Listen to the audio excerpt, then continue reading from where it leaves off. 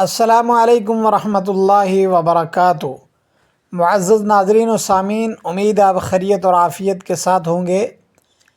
ان دنوں میں ایک قضیہ سوشل میڈیا پر بہت زور و شور سے اٹھایا جا رہا ہے۔ ملک پاکستان کے رہنے والے بدنام ایک مفتی، نام نہاد مفتی، جن کا نام مفتی قوی ہے، مفتی عبدالقوی، ایک دن پاکستان کی مشہور مسجد جو اسلام آباد کے اندر واقع ہے، لال مسجد کے نام سے مشہور و معروف ہے۔ معزز ناظرین و سامعین، یہ وہی مسجد ہے جس مسجد کا فوجی آپریشن مشرف نے کیا تھا، اور اس مسجد کے تعلق سے پوری دنیا کے اندر بہت ساری افواہیں ماضی میں بھی گردش کرتی رہی ہیں۔ اس مسجد سے منسلک ایک لڑکیوں کا مدرسہ ہے، جامعہ حفصہ، وہ بھی بالکل اس کے قریب میں ہے، اور اس مسجد کا انتظام اور انصرام پاکستان کی حکومت کے زیر اہتمام شعبہ اوقاف سے منسلک ہے۔ لیکن تعجب اس بات پر ہے، اس مسجد پر جو مکمل کنٹرول ہے وہ مولانا عبدالعزیز صاحب پر ہے۔ یہ وہی مولانا عبدالعزیز صاحب ہیں جنہوں نے مشرف سے ٹکر لے لی تھی، اور مشرف کی فوج سے یہ ٹکرا گئے تھے، اور اس ٹکراؤ کے نتیجے میں بہت ساری بچیاں ماری گئیں اور بہت سارے لوگ مارے گئے، اور انہی مولانا عبدالعزیز کے بھائی عبدالرشید بھی مارے گئے تھے۔ معزز ناظرین و سامعین، یہ مفتی عبدالقوی، نام نہاد مفتی، اس نے اسلام کا جنازہ نکال کے رکھا ہوا ہے۔ اس مفتی عبدالقوی کی حرکات اور سکنات اگر آپ نے دیکھی ہوں، ماضی میں جو کچھ یہ کر چکے ہیں، اس مفتی عبدالقوی کی وجہ سے ایک قتل بھی ہو چکا ہے۔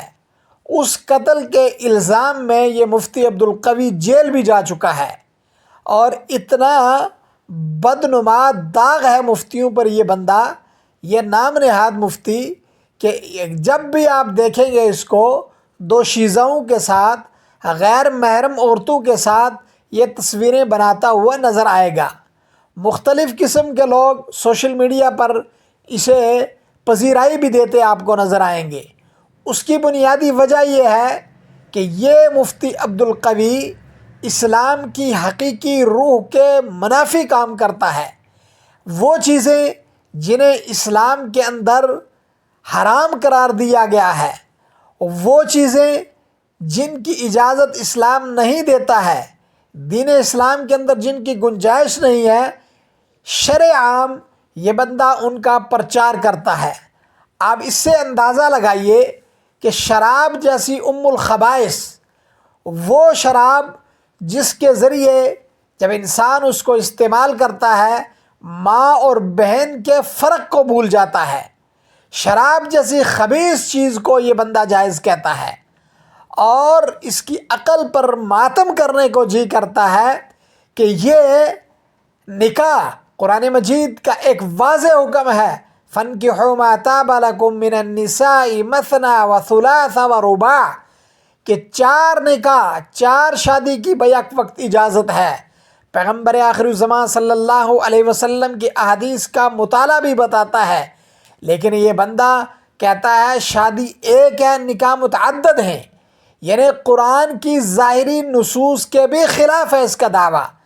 اگر ان تمام چیزوں کو دیکھا جائے اور مولانا عبدالعزیز کے رویے کو دیکھا جائے، اور جو برتاؤ مولانا عبدالعزیز نے اس نام نہاد مفتی کے ساتھ کیا ہے، تو اس سے پتہ چلتا ہے ایسے بدنما شخص کے ساتھ ایسا ہی رویہ روا رکھنا چاہیے، تاکہ آئندہ کسی کو ہمت نہ ہو کہ جو اسلامی تعلیمات اور اسلامی شاعر کو مذاق بنائے، دوشیزاؤں اور نوجوان لڑکیوں کے ساتھ اس انداز سے میل ملاپ کرے کہ تمام شرعی قیود کو بالائے طاق رکھ دے۔